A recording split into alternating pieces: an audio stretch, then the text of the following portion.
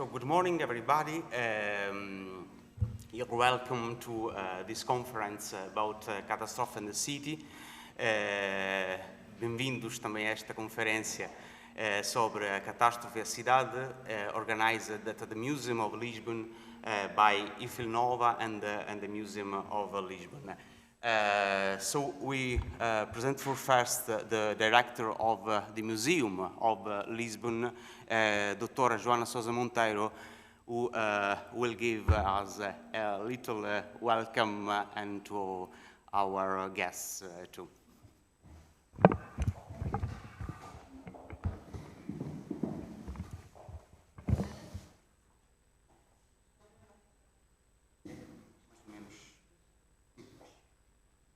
Querem trocar? Okay.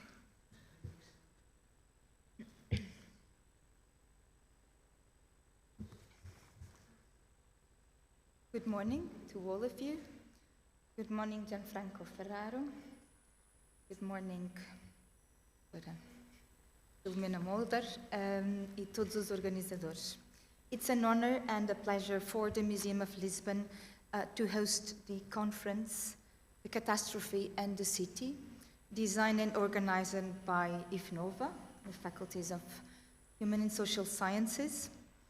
Since the last 3 years, Gianfranco Ferraro and his team has persistently worked to come to this day with COVID in the middle, so it was not easy at all, but like the catastrophe and survival to the catastrophe and the reconstruction of Lisbon, some things do demand persistence and courage.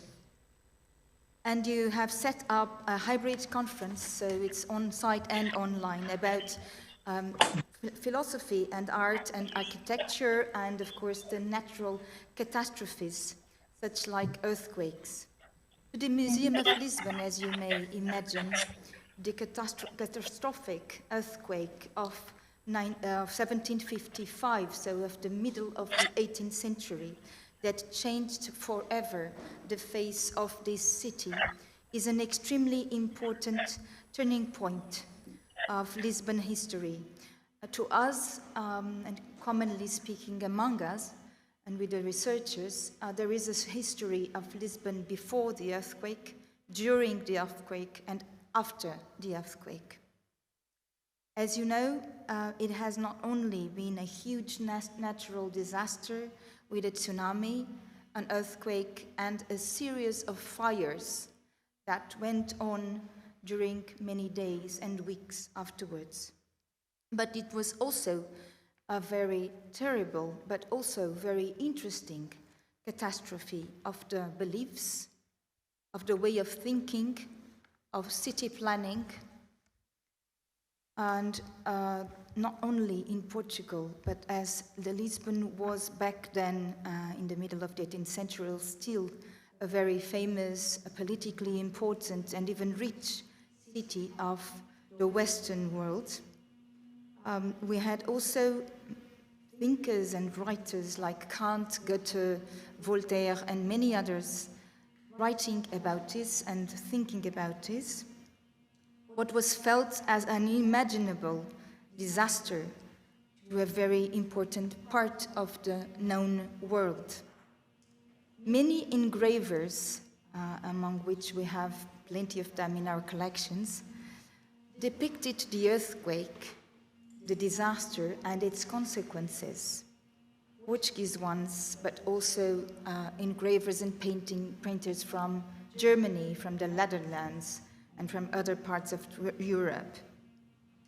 Not only, and this is very interesting for us, those who were here and saw Lisbon during the earthquake, or before or after, but also many engravers and painters who have never come to Lisbon, so they didn't have a clue about how the city was exactly, but that didn't prevent them of depicting the disaster in itself, because the disaster in itself has such an importance materially and also symbolically. So there are plenty of engravers of an imagined city, in a complete disaster and distress, materially and also humanly, of course, for people. But the catastrophe was also a starting point of a new era.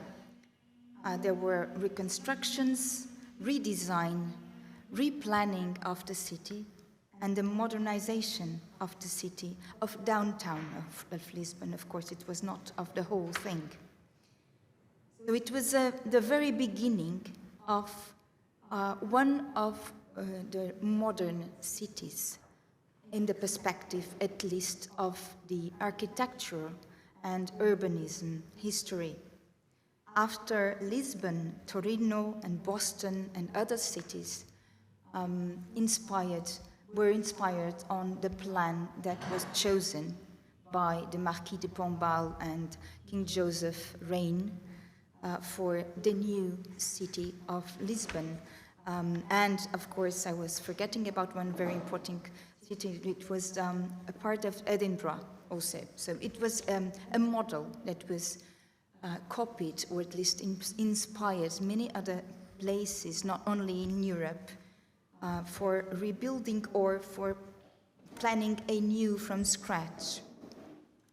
Well, I will let you work now, and I wish you a very, very inspiring day and fruitful work, also for those who are online, and also for us, the team of the museum. It will be a pleasure and very useful for our work to learn about what are you going to share among you. So we will have access to the video, I hope. Yeah, thank you. So I wish you, well, an enjoyable day, and hoping that you will feel well and inspired in this very place, so connected to this specific and inspiring and very interesting catastrophe. Thank you.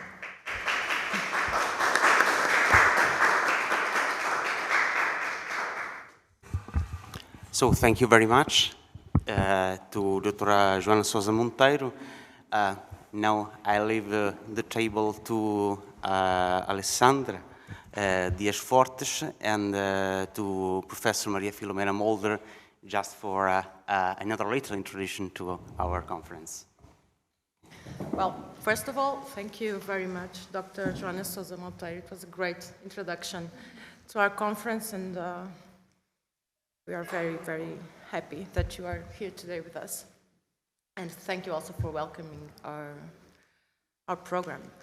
So, Professor Maria Filomena Molder needs no introduction, but still I will just give you a few brief words.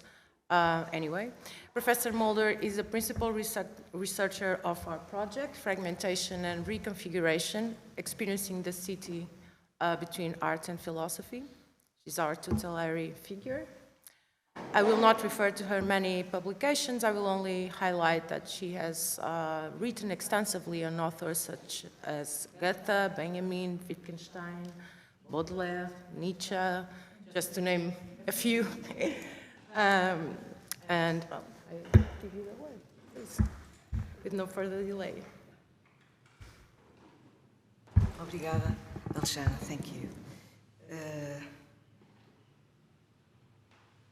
I will talk very short. I only want to welcome, dar as boas-vindas a todos, welcome our colleagues and friends, and to draw a short history of the catastrophe in relationship with our project about fragmentation and reconfiguration. First of all, the e-book about the conceptual figures of fragmentation and reconfiguration, where the topic of catastrophe is very well developed in very different points of view, or from very different points of view, and also developments very different also. But as we will talk at the end of the day, we'll have a presentation of this book. I will not spoil your interest describing what we are talking about then. But there are two other activities we like very much to have done and to have prepared. One is a series of films show at Cinemateca Portuguesa, Cinemateca Portuguesa, last week between the 18th and 21st October. And I will only quote the titles and the authors that are able themselves alone to give an impression of the activity. First of all, La Ferrière from Werner Herzog and The War Game by Peter Watkins, the first day, the first session. The second session was with Paris qui dort from René Clair. And the other 2 days, the first one, 2 sessions with Deluge from Feist, and the letters from a dead man from Lopushamsky. And the last one, the last session, was with Silent Green from Richard Fleischer. I should stress that from these 6 films, 3 of them were never seen at the Cinemateca. La Soufrière, from Werner Herzog, Deluge from Feist, Felix Feist, in this case a film that was lost during many years and suddenly appeared. It was like a gift. And the extraordinary film from Lopushamsky, Letters from a Dead Man. These films were about cities and destroyed cities and fragmentation of all kinds, The only one who is like a dream and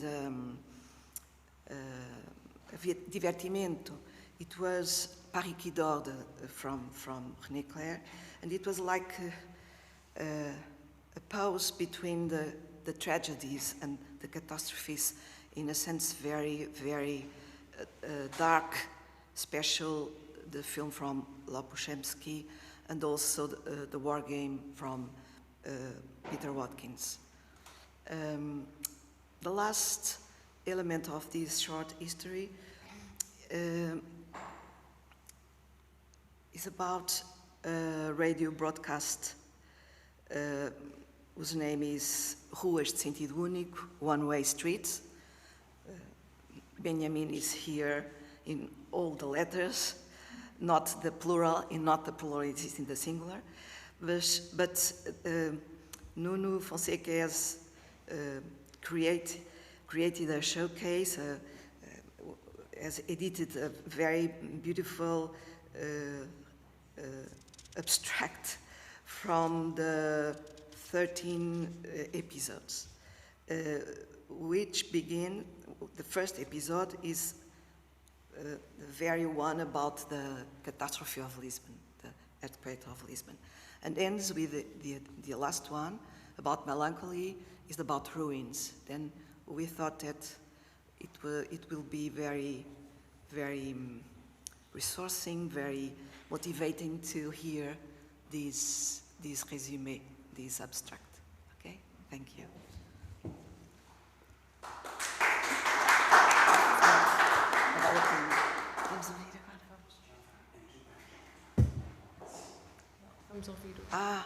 Well, I would like to say something before we hear the showcase of our program, radio program.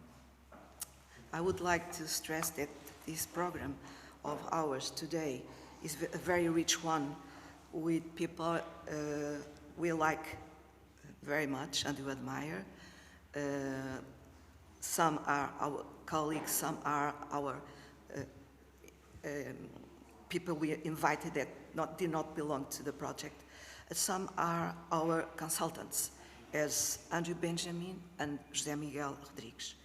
And it is very wide, the interests are very wide, from philosophy to sociology to history of art, architecture, aesthetics, and sociology.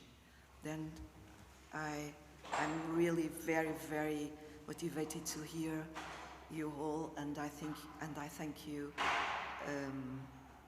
now beforehand your presentations. Thank you very much.